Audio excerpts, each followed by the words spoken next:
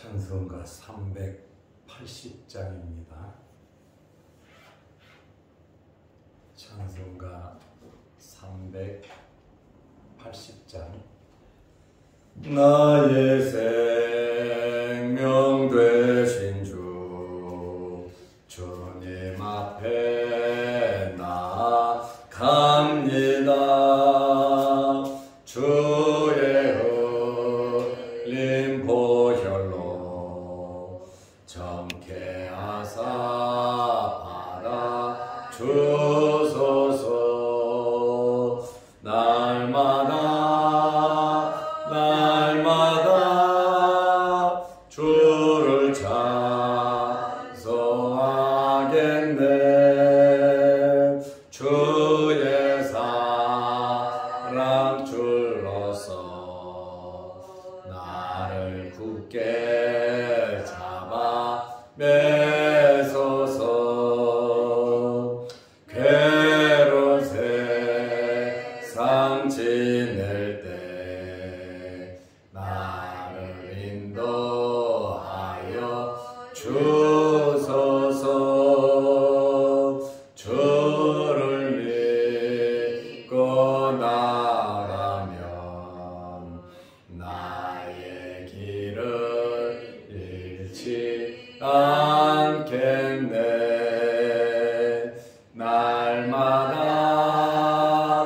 날마다 주를 찬송하겠네.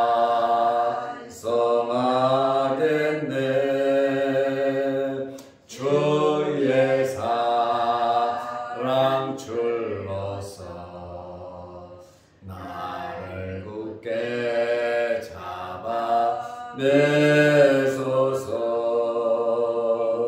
세상 살아갈 때에 주를 더욱 사랑합니다. 밝고 빛난 천국에 나의 영혼 들어가겠네. 날마다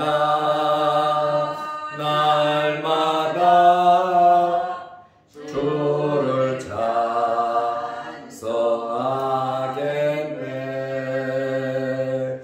주의 사랑 줄로서 나를 굳게 잡아 매소서.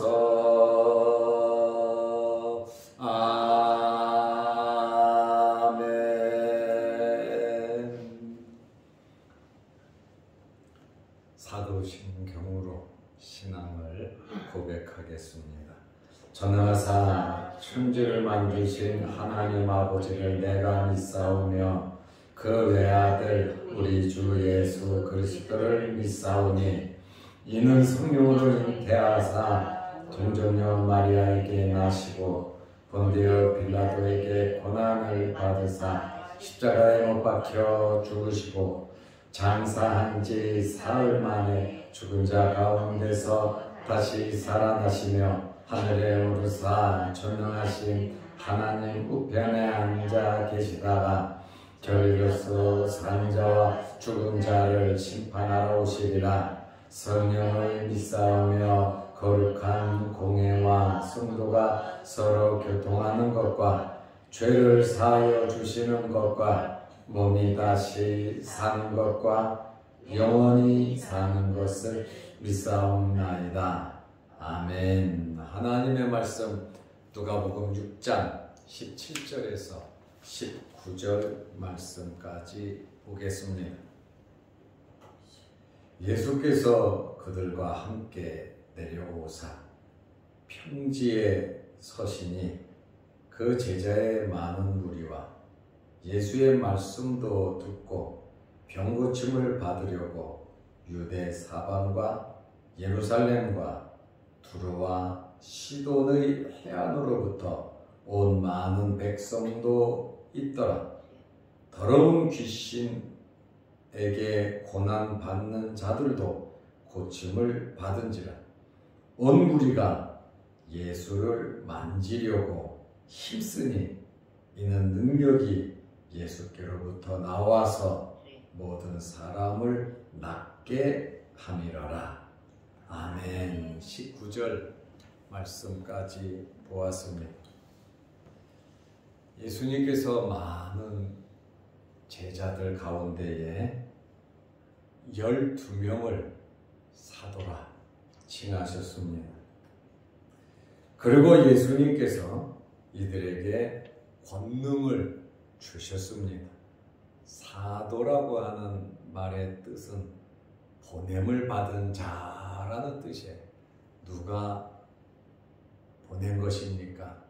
예수 그리스도께서 보낸 자, 전권 대사와 같이 사신과 같은 입장에서 일할 수 있도록 예수님께서 예수님의 제자들에게 권능을 주셨습니다. 예수님께서 지목하여 부르신 자들입니다. 그리고 권능을 주신 분도 예수 그리스도이십니다. 예수님께서 이렇게 제자를 부르시고 훈련을 시키시고 하나님의 나라 일을 할 수 있도록 선교지로 보내신 것입니다. 예수님께서 이렇게 사도를 부르신 것은, 칭하신 것은 주님의 목적을 이루시기 위함입니다. 누가복음에는 없지만 마태복음 10장 1절 말씀에 보면 예수께서 그의 12 제자를 부르사 12명의 제자를 말하고 있습니다. 더러운 귀신을 쫓아내는 권능을 주셨고 모든 병을 고치는 권능을 주셨고 모든 약한 것을 고치는 권능을 주셨습니다. 마태복음 10장 1절 말씀입니다. 일꾼으로서, 사도로서, 보냄을 받은 자로서 합당한 권위와 능력과 권세를 주심으로 일을 할 수 있도록 해 주셨다는 거예요. 주님께서 우리를 부르시고 우리에게 직분을 주시고 하나님의 자녀로서 살아가게 하신 것은 그만큼 주님께서 함께 하시고 능력 주시고 권세 주시고 지켜주시고 필요한 모든 것을 다 공급해 주신다는 말씀입니다. 그러므로 우리는 우리 혼자가 아니라 주님께서 항상 함께하고 계심을 믿으시기 바랍니다. 이제 누가복음 6장 17절 말씀에 보면 예수님께서 12 제자를 임명하셨죠. 사도라 칭하셨죠. 그리고 예수님께서 그들과 함께 내려오사 12명의 제자, 12명의 사도들과 함께 내려오사 평지에 서시니 마태복음 5장, 6장, 7장은 산상수훈이라 산상보훈이라 이렇게 말을 합니다. 그런데 이 누가복음 6장 17절 말씀을 가지고 산상수훈이 아니라 평지수훈이라 이렇게 신학자들도 말을 하고 있습니다. 아마 산상수훈이라는 말은 많이 들었고 평지수훈이라는 말은 처음 들을 겁니다. 평지에서 말씀하셨다라고 하는 그러한 말씀이에요. 그리고 그 제자의 많은 무리와 예수님께서 산에서 내려오실 때 12 제자들과 내려왔고 또 누가 함께 있었냐면 그 제자의 많은 무리와 예수의 말씀도 듣고 병고침을 받으려고 유대 사방과 예루살렘과 두로와 시돈의 해안으로부터 온 많은 백성도 있더라. 여기 유대 사방, 예루살렘, 두로, 시돈 천국에서 보였다라고 하는 그러한 말씀이에요. 예수님께 이렇게 나온 무리들을 보면 12사도와 또 수없이 많은 제자의 무리, 그러니까 우리가 제자 그러면 12명만 생각할 것이 아니고 여기 누가복음 6장 17절에도 그 제자의 많은 무리 그랬잖아요. 예수님을 따르는 자들이 제자입니다. 시몬도 또 제자, 바나바 그리고 바울도 사도라고 하는, 또 야고보, 예수님의 동생 야고보도 사도라고 하는 호칭이 붙은 것을 우리는 알 수 있습니다. 이렇게 세 무리가 있는데 사도, 많은 제자, 엄청나게 많은 백성들이 모였습니다. 여기에 많은 백성들에게 보면 말씀도 듣고 병고침을 받으려고 모였다 그러잖아요. 그리고 그 많은 사람들 중에는 기적의 현장을 구경하려고 온 사람들도 있을 것이고, 또 서기관과 바리새인들이 보낸 예수님의 허물을 잡으려고 한 사람들도 있을 것이고, 그냥 사람들이 모이니까 따라와서 모인 사람들도 사실은 있을 것입니다. 18절 말씀에 보면 더러운 귀신에게 고난받는 자들도 고침을 받은지라. 그러니까 여기에 모인 사람들이 말씀도 듣고 병고침도 받으려고 모였잖아요. 그런데 누가는 의사잖아요. 의사다 보니까 병자들을 좀 구별을 해 놓았어요. 육신의 질병을 가지고 있는 사람도 고침을 받았고, 더러운 귀신에게 고난받는 자들도 고침을 받은지라. 이렇게 누가는 귀신에 의해서 병든 자, 그리고 여러 가지 부주의나 또한 여러 가지 어려움으로 인해서 병든 자를 이렇게 구별해서 고치는 것을 말을 하고 있습니다. 다시 말하면 영과 육의 질병을 치료하신 분이 예수 그리스도시다, 그 말씀입니다. 귀신 들려 고통받는 자, 육체적인 질병으로 고통받는 자, 모든 질병이 사탄, 마귀, 귀신에 의해서 되는 것이 아니다라고 하는 그러한 말씀입니다. 여기 고침을 받았다라고 하는 이 말씀, 이 고침을 받은지라, 이 말은 헬라어로 데라퓨라는 말인데 예수님께서 기적을 베푸실 때 쓰는 단어입니다. 다시 말하면 이 병든 자들이 고침을 받은 것은 하나님의 능력으로, 예수 그리스도의 기적적인 능력으로 고침을 받았다라고 하는, 사람이 의사가 치료할 때 쓰는 단어가 아니에요. 예수 그리스도께서 능력을 가지고 고칠 때 쓰는 단어가 데라퓨오라고 하는 이 단어입니다. 이렇게 예수님께서 병든 자를 고치다 보니까 많은 사람들이 예수님을 만지려고 굉장히 애썼습니다. 예수님을 만지려고 힘쓰니 사람이 어마어마하게 모였잖아요. 예수님에게서 능력이 나가는 것은 분명하고, 예수님은 능력을 가지고 있어요. 19절 말씀해 보니까 온 무리가 예수를 만지려고 힘쓰니, 어떻게든지 병든 자, 걱정, 근심이 있는 자, 자기의 문제를 가지고 온 사람들이 예수님을 만지려고, 예수님만 만지면 자기의 모든 문제가 해결될 줄로 믿었기 때문에 많은 사람들이 예수님을 만지려고 힘쓰니 노력했다는 이야기죠. 어떻게 밀고 땡기고 어떻게 해서든지 예수님을 만지려고 힘을 썼습니다. 여러분에게도 이런 노력이 있으시기를 바랍니다. 어려운 문제를 나 혼자 가지고 그냥 끙끙 앓고 잠 못 이루고 염려, 걱정, 근심 할 것이 아니라 여기 수없이 많은 사람들이 예수님을 만지려고 힘을 썼다 그러잖아요.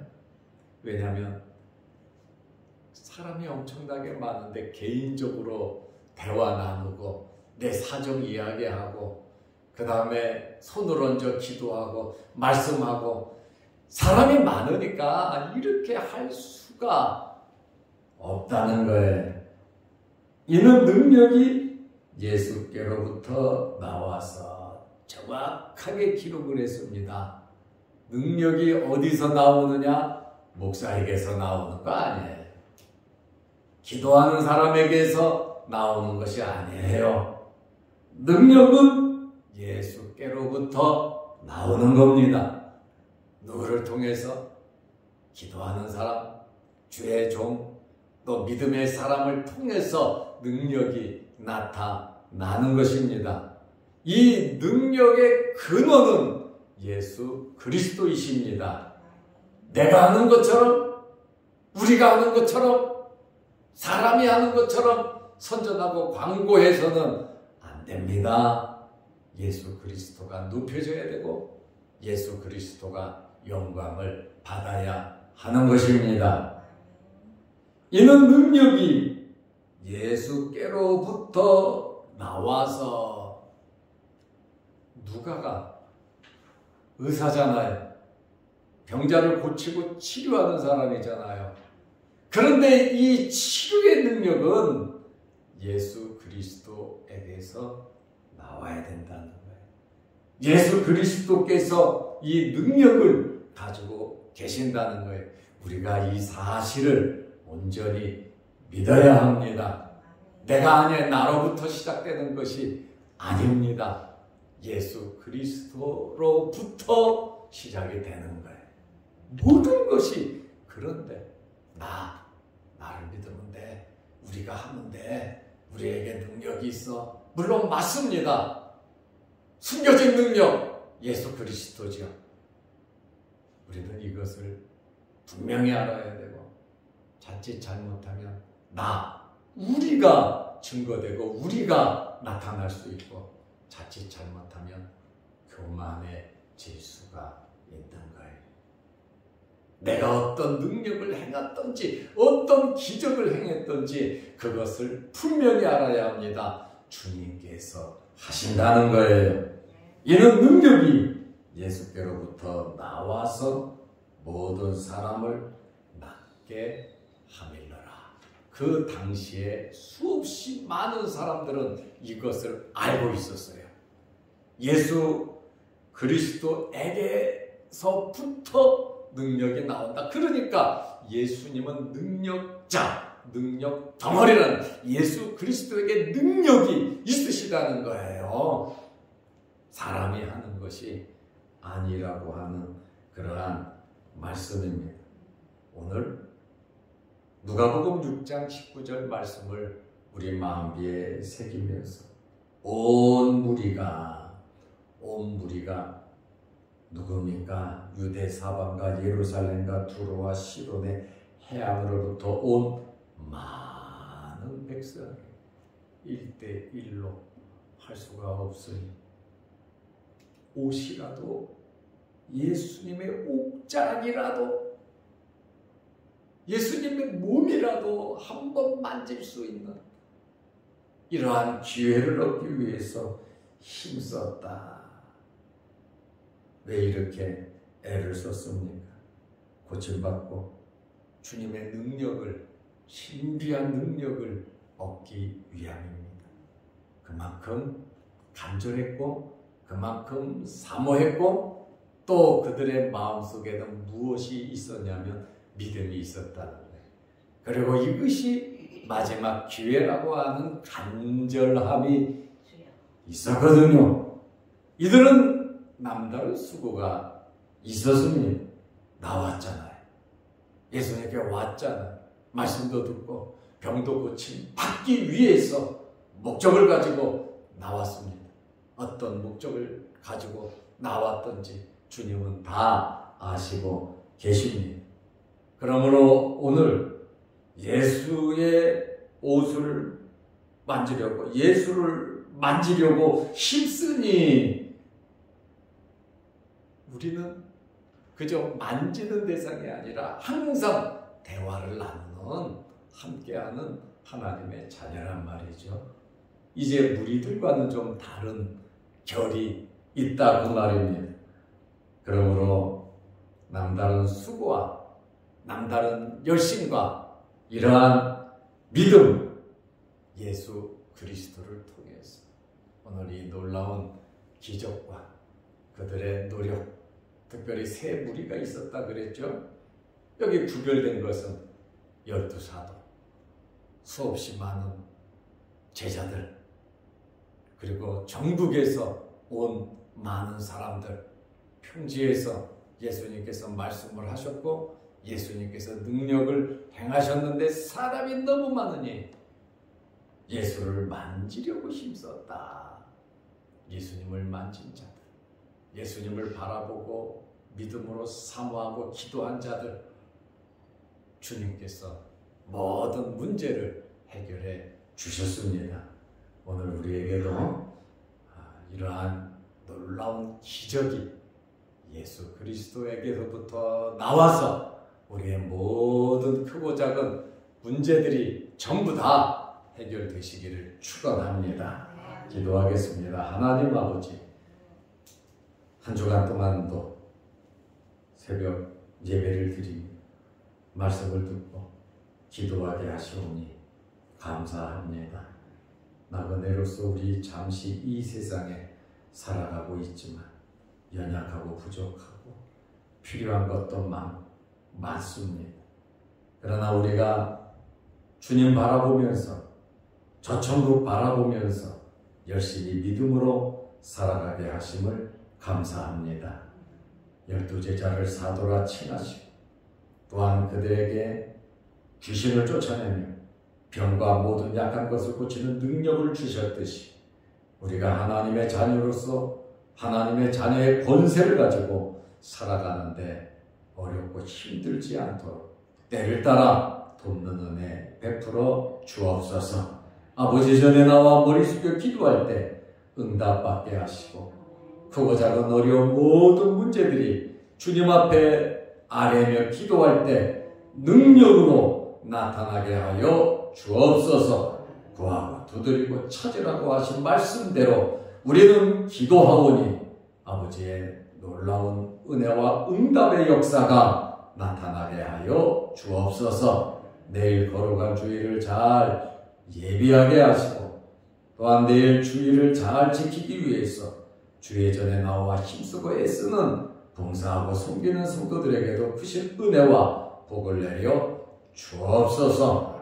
또한 영상 유튜브를 보면서 함께 말씀으로 은혜 나누는 모든 성도들 그 가정과 생업에 함께 하옵소서. 오늘 하루도 주 안에서 승리하게 하옵소서. 예수님의 이름으로 기도드리옵나이다. 아멘. 하늘에 계신 우리 아버지여, 이름이 거룩히 여김을 받으시오며 나라 임하옵시며 뜻이 하늘에서 이룬 것 같이 땅에서도 이루어지이다.